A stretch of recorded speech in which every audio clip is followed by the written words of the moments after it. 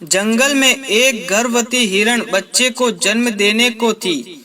वो एकांत जगह की तलाश में घूम रही थी कि उसे नदी किनारे ऊंची और घनी घास दिखी। उसे वो उपयुक्त स्थान लगा शिशु को जन्म देने के लिए। वहां पहुंचते ही उसे प्रसव पीड़ा शुरू हो गई। उसी समय आसमान में घनघोर बादल वर्षा को आतुर हो उठे और बिजली कड़कने लगी। उसने दाएं देखा तो एक शिकारी तीर का निशाना उसकी ओर साध रहा था। घबरा कर वह दाहिने मुड़ी तो वहां एक भूखा शेर झपटने को तैयार बैठा था। सामने सूखी घास आग पकड़ चुकी थी और पीछे मुड़ी तो नदी में जल बहुत था। मादा हिरण क्या करती? वह प्रसव पीड़ा से व्याकुल थी। अब क्या होगा? क्या हिरण जीवित बचेगी? क्या वो अपने बच्चे को जन्म दे पाएगी? क्या शावक जीवित रहेगा? क्या जंगल की आग सब कुछ जला देगी? क्या मादा हिरण शिकारी के तीर से बच पाएगी? क्या मादा हिरण भूखे शेर का भोजन बनेगी? वो एक तरफ आग से गिरी है और पीछे नदी है। क्या करेगी वो? सुनिए इस कहानी को अंत तक। हिरण अपने आप को शून्य में छोड़ अपने बच्चे को जन्म देने में लग गई।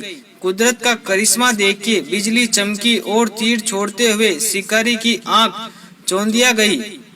उसका तीर हिरण के पास से गुजरते हुए शेर की आंख में जा लगा। शेर दौड़ते हुए इधर उधर भागने लगा और शिकारी शेर को घायल जानकर भाग गया। घनघोर बारिश शुरू हो गई और जंगल की आग बुझ गई। हिरण ने शावक को जन्म दिया। हमारे जीवन में कभी कभी कुछ क्षण ऐसे आते हैं जब हम चारों ओर से समस्याओं से घिरे होते हैं और कोई निर्णय नहीं ले पाते। तब सब कुछ नियति के हाथों सौंपकर अपना कर्तव्य व उत्तरदायित्व पर प्राथमिकता से ध्यान केंद्रित करना चाहिए। अंततः यश, अपजय, हार जीत, जीवन मृत्यु का अंतिम निर्णय ईश्वर करता है। ईश्वर भी ऐसे पलों में हमारी सच्चाई व निस्वार्थ करते प्रणय देख कर हमें उबार लेता है। हमें उस पर विश्वास कर उसके निर्णय का सम्मान करना चाहिए।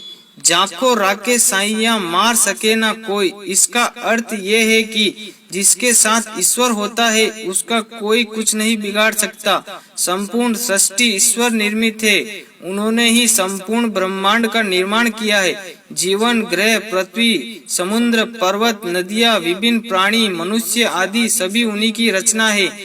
जड़े चेतन सभी उन्हीं की इच्छा का परिणाम है। अंततः उनकी इच्छा के बगैर कोई भी हमारा बाल भी बांका नहीं कर